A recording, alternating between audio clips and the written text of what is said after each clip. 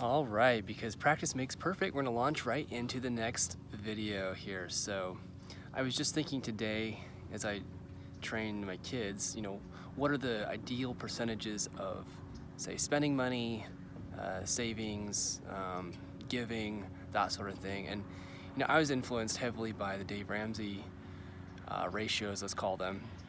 You might be familiar with them. It's something like save 50%, give 10%, spend 40%. I'm not even sure if that derived directly from Dave Ramsey or not, but in fact, probably didn't. Just I know he heavily influenced my thinking as a kid because I read some of his books, and even as an adult, I've read some of his books. So continue to draw from stuff he's done. And the more I think about it, it's not quite the ratios I would teach my kids now, so I have to rethink this and we'll talk it over as a family. One thing I did not see is that investing is so time dependent. So I'm sure you know this, a lot of people have heard this. I'm going to repeat something that's very, very commonly said, but if you invest when you're young, you have a lot more money to work with when you're older. So in light of that, the ratio I might recommend, let's just try this out here. So if I was used to saving 50% as a kid, well, that worked really well because I had no expenses of living at home, and I was saving for college. So 50% of my money was saved for college. Well, let me tell you, that was great. That taught me probably step one of finance, which is personal finance, which is you should save. And since my expenses were zero, this is a little bit artificial. As an adult, your expenses are like 99.99999% for a lot of us. So just, forgive the humor there, but we've got a lot of expenses. So to back this up, I would think that investing 50% is the goal, something like that, because, just 2023 and post-pandemic inflation is such that a lot of things have risen in price drastically. And forget what you've heard about inflation and consumer price index and all that.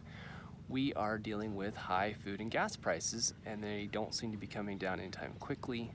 And it's been that way for a couple years now. So if you save money, well, that's great. That's step one. Investing money is, it touches on a concept that I'm fascinated with, which is money doesn't stay still. It's either our currency, anyhow, like many other currencies, is changing value all the time. So it's going up, it's going down. With inflation, of course, the value of money is going down. So if you save $1, it's not worth as much, in theory, tomorrow as it is today. So saving is better than spending, right? But saving is rough when the currency is losing value. So you'd be better off not only to save, but also to invest so that your money has a chance to grow with compound interest, or in other ways through your business, say. It's a good investment maybe. But you don't want your money to be just sitting and losing value as inflation strips it of that value. You want it to be growing. So my thought is, rather than save, say, 50% as a kid, you should start investing. Maybe save 30%, invest 30%, spend 20%, give 10%, something like that. I think that's a full 100%. But basically, if you want to have money for college, and the year is 2023 again, if you want to have money for college, and say 10 years from now, I can guarantee almost for sure, college is going to be more expensive. The rate that you save for today's school prices of, say, $40,000, well, you should be targeting $60,000. And that's just a lot of money, a lot of money. And I'm pulling that number out of the air. It could be anything. But chances are it's going up, and it's going to go up likely faster than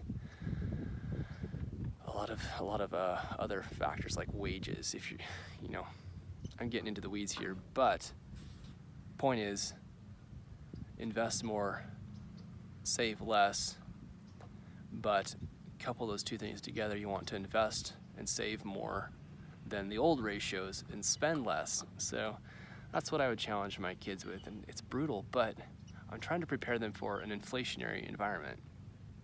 So this concept works in other cultures. It's stood the test of time. Basically, don't spend anywhere near half your money.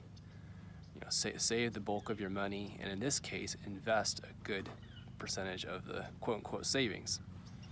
So that's it for now.